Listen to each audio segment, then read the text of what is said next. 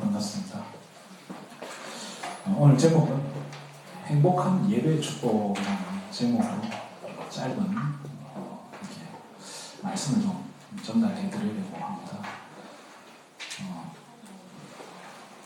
제가 제일 좋아하는 성경 중에 하나가 이렇게 느헤미야서인데요. 이 느헤미야서는 우리 참 잘 이렇게 언급을 안 하는 성경이기도 하지만 제 개인적으로는 참 은혜를 많이 받고 이 복음 누리는 데 있어서 또 이 시대를 보고 또 제 개인적으로 제 삶에 적용할 때 굉장히 도움이 되는 말씀들이 많았습니다. 그래서 어떻게 보면 단 한 번의 만남일 수도 있고 또 이것이 영원한 만남으로 이어질 수도 있지만 단 한 번의 만남이라면 어떤 말씀을 대언해드려야 될까? 한 주간 계속 묵상하고 기도하는데 하나님이 이 말씀을 주시더라고요. 그래서 오늘 이 말씀을 가지고 우리 잠시 그 언약을 나누도록 하겠습니다. 2019년도 말에 코로나가 시작되었습니다. 코로나 시작되면서 당장에 제일 먼저 멈춘 게 뭐였습니까? 예배가 멈췄습니다. 교회들이 이 사회적 거리두기라는 게 시행되면서 교회가 어떻게 보면 제일 크게 피해를 많이 입었죠. 제 기억으로는 20명까지만 예배에 참여할 수 있게 이렇게 법적으로 이렇게 한번 내려왔었는데요. 그때 대부분의 교회들이 그렇게 했을 것 같습니다. 렘넌트를 20명 이 예배 시간에 모았을까요? 아니면 중직자 20명을 예배 시간에 모았겠습니까? 대부분 교회들이 중직자를 중심으로 20명씩만 모였겠죠. 그런데 그렇게 하는 동안에 3년이라는 시간이 지나고 나니까 렘넌트들이 다 사라지고 없는 겁니다.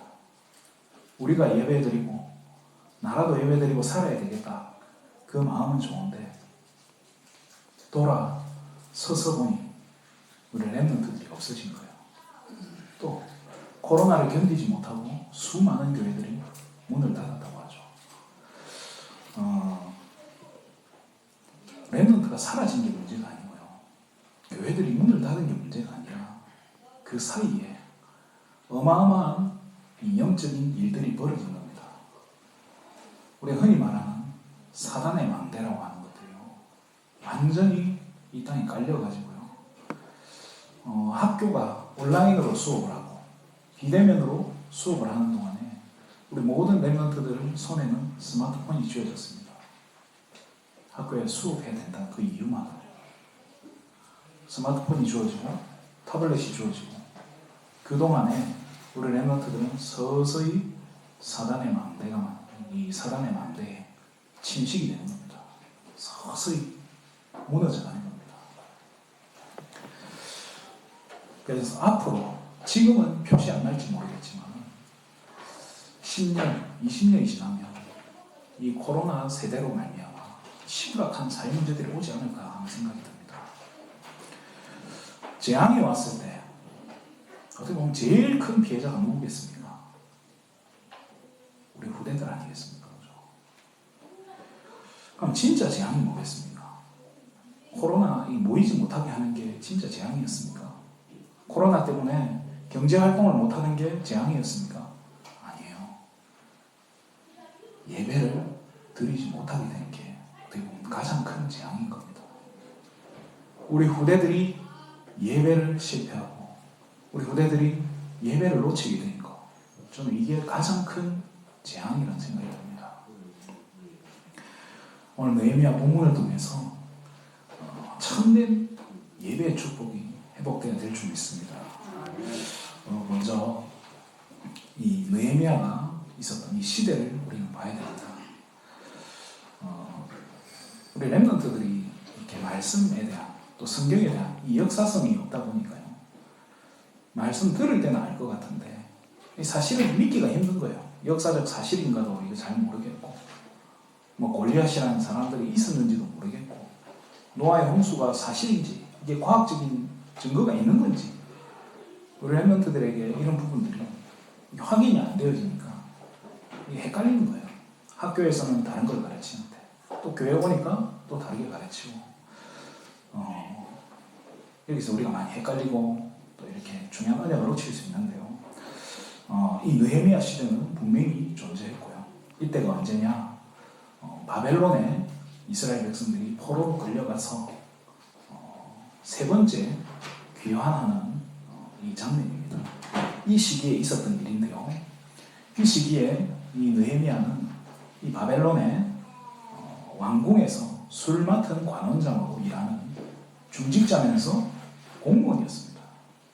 이 느헤미야가 자기가 있던 이스라엘, 이 예루살렘의 소문을 들은 거예요. 어떤 소문이 있었냐? 성벽이 완전히 불타서 무너지고 성문도 불타서 없어지고 왕궁에 들어가는 길도 다 파괴가 되고, 그죠? 예루살렘 성도 완전히 파괴되어가지고 거기에 남아있던, 포로로 끌려가지 않고 남아있던 이스라엘 백성들은 주변에 있는 사마리아라든지 주변에 있는 이런 강대국을 통해서 끊임없이 고통당하고 이렇게 유린당하고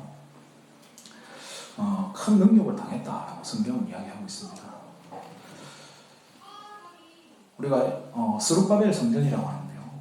이 시기에 성전이 세워져 있기는 했지만 성전은 있는데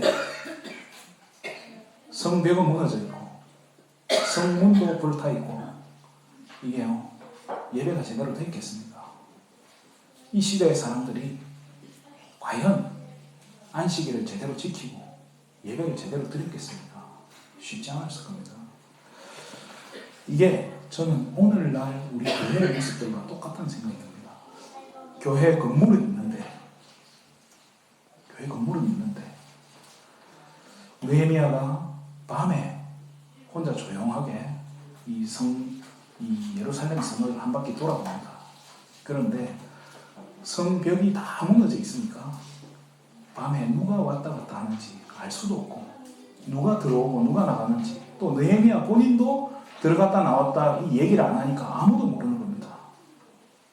성전, 교회는 있는데 사단이 어디서부터 들어왔다가 어디로 나가는지 알 수도 없고, 쉽게 말해 영적인 시스템이 다 무너져 있는 겁니다. 건물만 나오고. 이게 오늘날 한국 교회 모습과 저는 동일하다는 생각이 듭니다.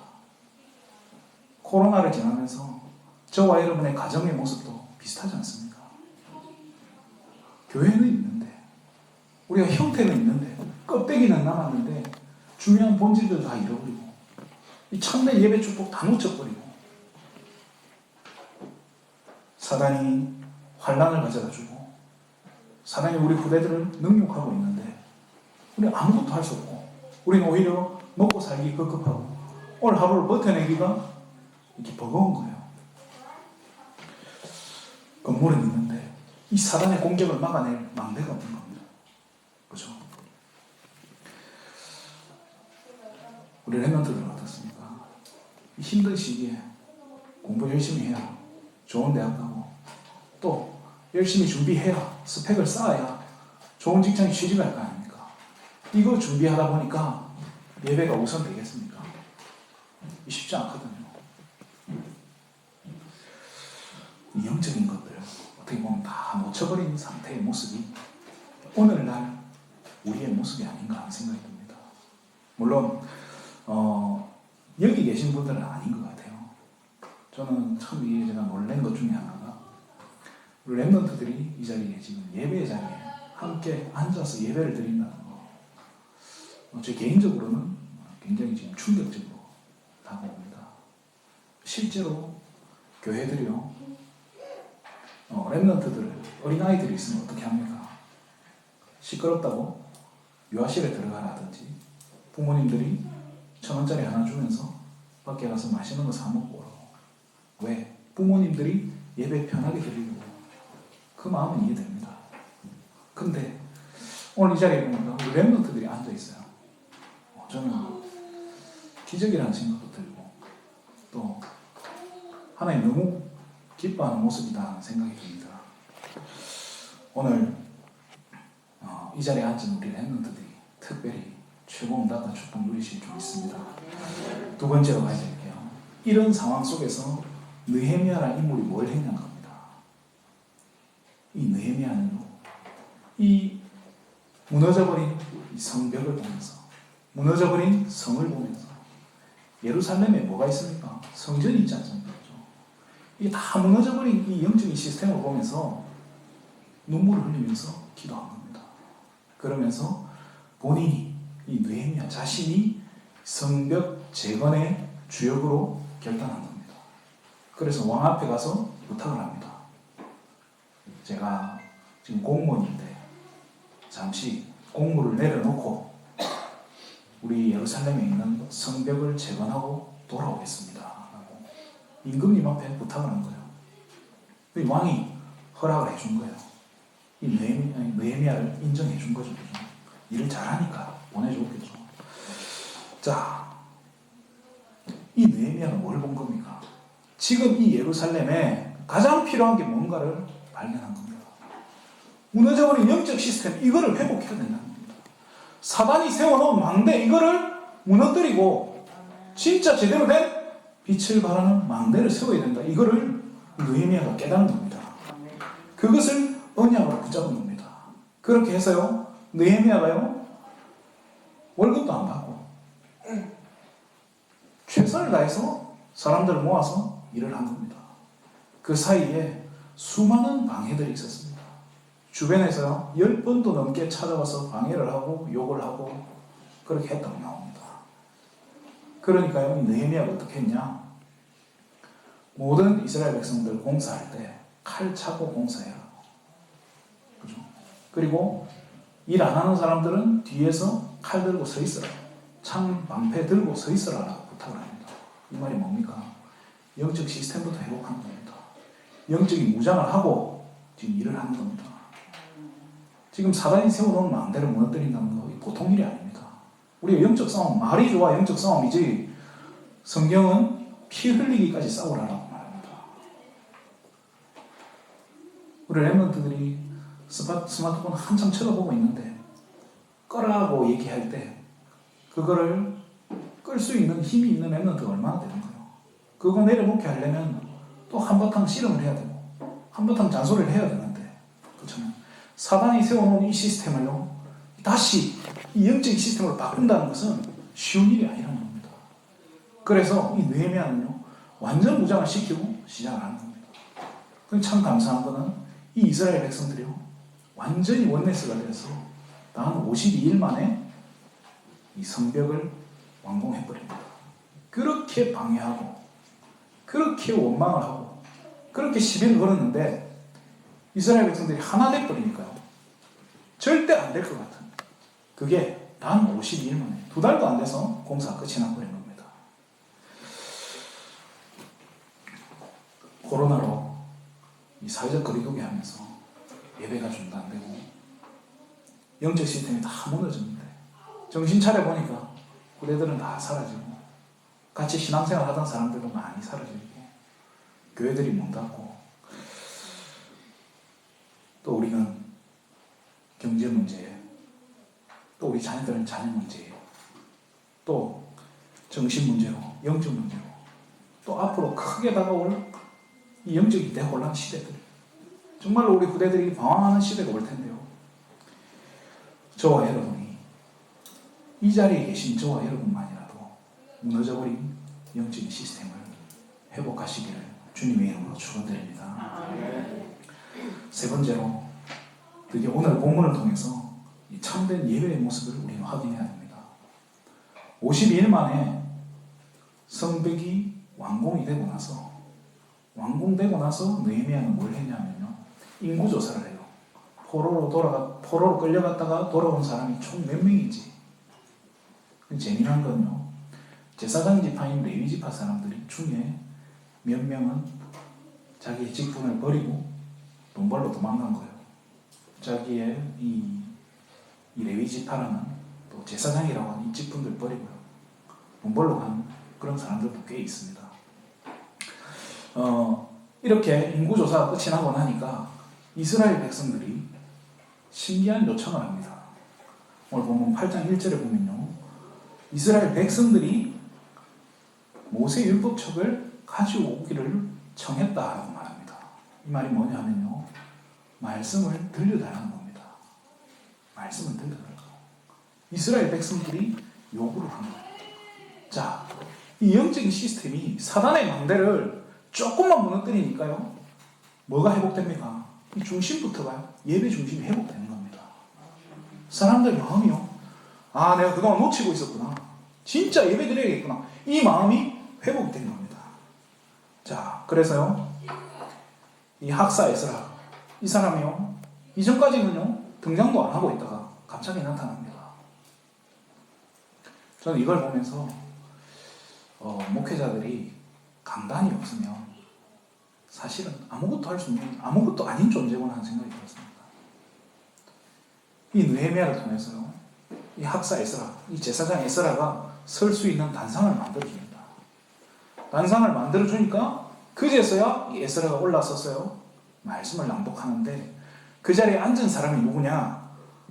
남녀노소 불문하고 말씀을 알아들을 수 있는 사람은 전부 다 모였다라고 얘기합니다. 말씀을 알아들을 수 있는 사람.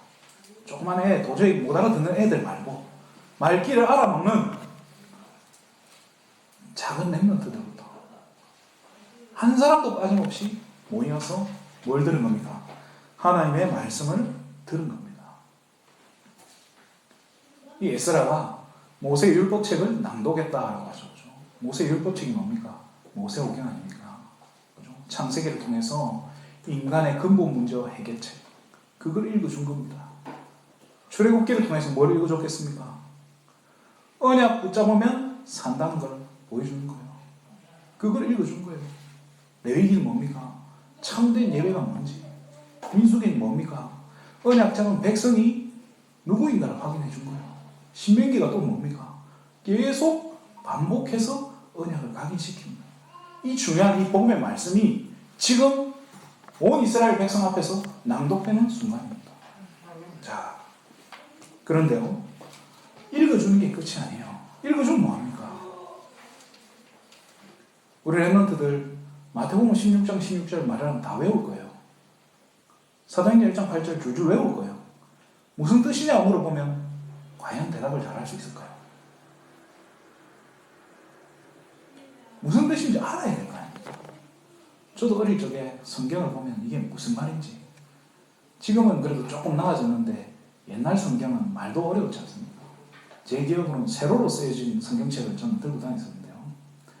이게 세로로 적혀 있으니까 더 이렇게 읽기도 힘들고 이해도 안 되고, 누군가가 이 말씀을 참 재미있게 저에게 설명을 해줬답니다. 더 제가 복음에 뿌리 내리는데 참 도움이 많이 됐을 것 같다는 생각도 듭니다. 오늘 본문 8절에 보면요, 이 제사장들이요, 이 레위지파 사람들이 앉아있는 사람들에게 뭘 도와줍니까? 말씀을 깨닫도록 도와줍니다. 어떻게 도와줬을까요? 8절에 보면요, 하나님의 율법책을 낭독하고 그 다음에 그 뜻을 해석해줬다. 이게 무슨 말인지 풀어서 지금 전달해 준 겁니다. 자, 그러고 나니까 저는 이 역할이, 이게 목회자의 역할이라는 생각이 듭니다. 목회자는 뭐 하겠습니까? 베드로가 7 중직자를 세울 때 뭘 이야기하죠? 우리는 말씀과 기도에 전무하겠다는 거죠. 이거 해주는 게 저는 목회자의 역할이라는 생각이 듭니다. 이 성도들이요, 그죠? 이 이스라엘 백성들이 이 뜻을 알고 나서 어떤 일이 벌어지죠? 9절에 백성이 율법의 말씀을 듣고 다 우는지라 했습니다. 다 울었다는 얘기입니다. 왜 울었을까요? 왜 눈물이 났을까요? 말씀 듣는데. 우리가 이 언약 묻혀서 우리와 우리 자손에게 우리가 이렇게 포로로 끌려갔다 오는 재앙이 임했다는 거예요. 우리 때문에 우리 후대들이 완전히 재앙이 왔다. 이걸 깨닫고 눈물을 흘리는 거예요. 이걸 깨닫고 정말로 흘리는 눈물. 참된 회개의 눈물입니다. 뭐 회개를 한다면 뭘 회개하겠습니까? 우리가 잘못한 게 뭐 그렇게 잘못한 게 많습니까? 회개를 해야 된다면 우리가 우리 후대들에게 제대로 언약 못 심은 거, 이거 회개해야죠. 두 번째로 감사의 눈물입니다. 진짜 이 예배의 축복이 뭐지? 내가 이 예배 축복 그동안 놓치고 살았구나. 이거 깨닫고 나니까 너무 감사가 회복이 되는 거예요. 왜? 예배를 통해서 우리의 영혼과 그죠? 육체가 다 살아나고 다 회복되는 거예요.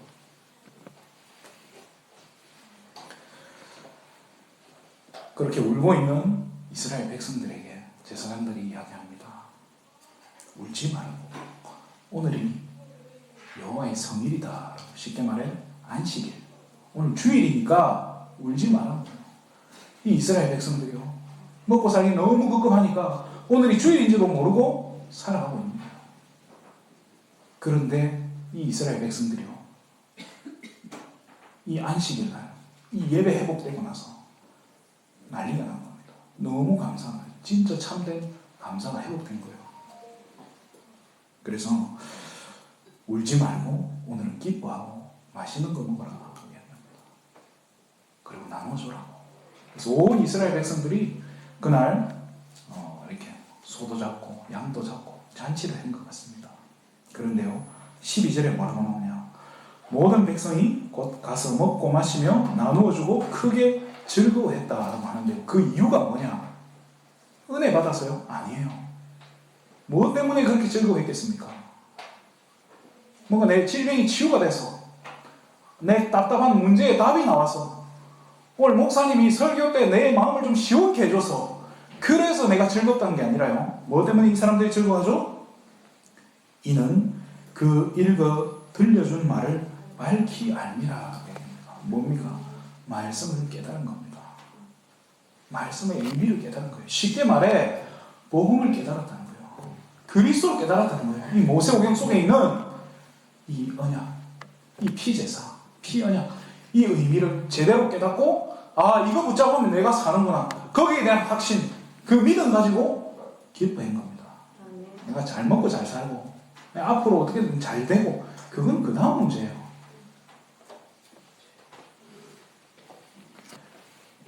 오늘 우리 귀한 우리 성도님들 한 분 한 분, 특별히 우리 랩런트들 정말로 참된 예배가 회복될 줄 믿습니다. 말씀을 마치겠습니다. 저는 진짜 그랬어요. 교회는 그렇게 다녔는데 누가 이 말씀에 대해서 목사님들이, 제가 섬기는 목사님들이 말씀을 과연 제대로 풀어주셨나, 또 이해되도록 해주셨나, 그건 아닌 것 같아요. 저는 언제 충격받았고 제가 언제 이렇게 감사하고 행복했냐, 저도 여러분들하고 똑같아요. 왜 우리가 유 목사님 메시지를 듣고 충격받습니까? 왜 그분 메시지를 듣고 우리가 은혜 받고 살아나죠? 유 목사님 다른 이야기 하십니까? 아니잖아요. 저는 이건 똑같다고 생각해요. 말씀을 복음으로 풀어준 거예요. 그렇잖아요. 그리스도란 걸 우리가 알게 해준 거예요. 저도 교회 오래 다녔어요. 그렇지만은 그리스도가 누군지, 그리스도가 뭐 하는 건지 제대로 설명해 준 분이 없더라니까요. 그러니까 뭐죠? 결국에는 신비적으로, 율법적으로 해석해 주는 대로 그냥 듣고 돌아가는 거예요. 그러다 보니까 제 삶에 이게 제대로 적용이 되겠습니까? 그걸 가지고 저와 여러분의 삶에, 그죠? 제 삶에 이게 적용되고 이게 막 누려지고 아니더라니까요. 갈등밖에 없더라니까요. 저는 저희 아버지가 맨 뒤에 앉았었어요. 맨 뒤에 앉아서 뭐 했냐? 목사님 설교 끝날 때까지 주보에 낙서하는 거예요. 주보에 그림 그리시더라고요. 저도 그게 너무 좋아 보이더라고요. 저렇게 하면 시간이 빨리 가겠다 싶어요. 저도 그 옆에 앉아서 똑같이 낙서하고 그랬는데요. 어느 날 진짜 키 작은 목사님 한 분이 앞에 설교하시는데 중학생 때 무슨 말인지 다 알아듣겠더라고요. 그걸 듣는데 살 것 같더라고요. 내가 이거 몰라서 내가 이토록 고생하고 있었구나. 늘 갈등하고 있었구나. 시편 119편 105절에 주의 말씀은 내 발의 등이요 내 길의 빛이다 라고 얘기했습니다. 말씀이 저와 여러분의 인생의 방향, 우리가 가야 될 앞길, 우리가 선택해야 될 미래, 모든 것들을 말씀이 밝히 보여준다는 겁니다. 왜 그럴까요? 요한복음 1장 1절에 말씀이 곧 하나님이다 라고 얘기합니다. 그리고 1장 14절에는 말씀이, 이 하나님이신 말씀이 뭘 입었다고 나오죠?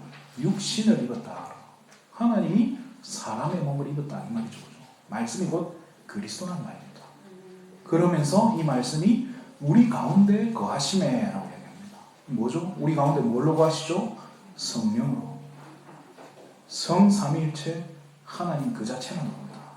그래서 우리가요, 렘넌트 시기에 이 말씀이 제대로 각인된다.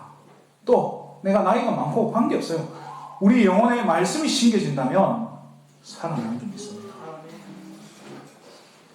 이거를 언제 확인하겠습니까? 어디서 확인하겠습니까? 예배 때 확인하는 겁니다. 강단의 말씀을 통해서 저와 여러분이 가야 될 길, 우리가 한 주간 살아야 될 방향, 우리의 중요한 선택들, 그 강단을 통해 정하는 겁니다. 사도 바울은요, 사도행전 17장 2절 3절에 보면요, 뜻을 풀어 그리스도가 해받고 죽은 자 가운데서 다시 살아나야 될 것을 이야기하면서 뭐라고 하죠? 내가 전하는 이 예수가 곧 그리스도니라 라고, 이거를 뭘 가지고 설명하죠? 성경을 가지고 설명합니다. 그림 잘 그리고 설교를 기가 막히게 해서 그리스도를 설명한 게 아니라 성경 가지고 설명한 겁니다. 사도행전 8장에 빌립이 에디오피아 내시에게 뭐라고 설명하죠? 에디오피아 내시가 읽고 있던 이사야 성경 말씀을 가지고요, 거기서부터 시작해서 그리스도를 설명했다라고 얘기합니다. 누가복음 24장 32절에 예수님이 십자가에 못 박혀 죽으시고 이 엠마오로 두 제자들이 다 흩어지면서 도망가는 길에 예수님이 이 제자들에게 나타납니다. 그러면서 예수님이 이런저런 이야기를 해주시고 또 사라져요. 사라지고 나니까 이 제자들이 그제서야 아, 저분이 예수님이었네 깨달으면서 그들이 하는 얘기가 있습니다. 예수님이 말씀을 풀어줄 때 우리 가슴이 뜨겁지 아니하더냐라고 얘기합니다. 말씀이 들어가면 삽니다. 말씀 들으면 삽니다. 말씀이 우리를 살리는 거예요. 무슨 말씀이요? 그리스도의 말씀이요. 로마서 10장 17절에 그러므로 믿음은 들음에서 나고 들음은 그리스도의 말씀으로 말미암는다라고 얘기합니다. 다른 말씀 아니에요. 잘 먹고 잘 살아라, 착하게 살아라, 남 도와줘라, 뭐 70번씩 7번이라도 용서해줘라, 그런 말씀이 나를 살리는 게 아니라니까요. 뭐가 살립니까? 그리스도의 말씀입니다. 이 말씀 가지고 요한복음 4장 24절에 하나님께 참되게 예배하는 자를 하나님 찾고 계신다라고 얘기합니다. 결국엔 뭐겠습니까? 사단이 뭘 가장 싫어하겠습니까? 사단이 언제 가장 짜증나고 일을 가겠습니까? 사도행전 7장 54절에 스데반이 말씀 가지고 복음 말하니까 이 유대인들이요, 이를 갈고 스데반을 돌로 치는 겁니다. 사단이 이를 가는 거예요. 뭐가 전달될 때요? 말씀으로 복음이 전달될 때요. 오늘 저와 여러분의 우리 개인부터 시작해서 우리 가정, 가문, 여러분의 학교와 우리 직장, 모든 산업에 참된 예배가 시작되게 될 줄 믿습니다. 영적 시스템이 회복돼야 됩니다. 다른 거 없어요. 그죠? 우리가 사는 길은 다른 거 없습니다. 사단의 통로가 뭔지 이번 한 주간에 정말로 한번 점검해 보시기 바랍니다.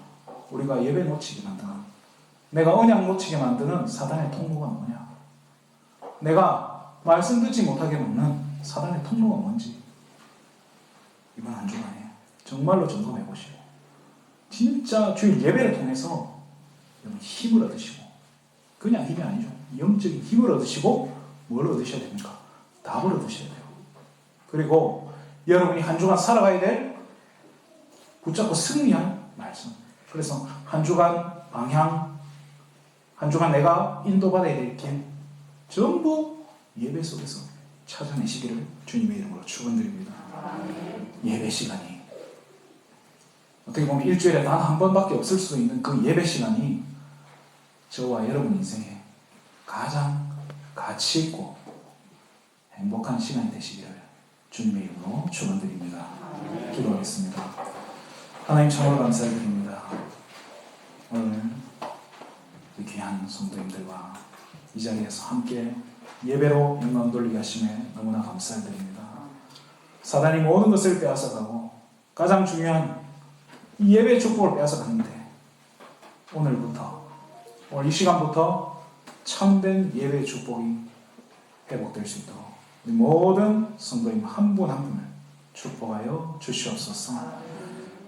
그리스도 대신 예수님의 이름으로 기도드립니다.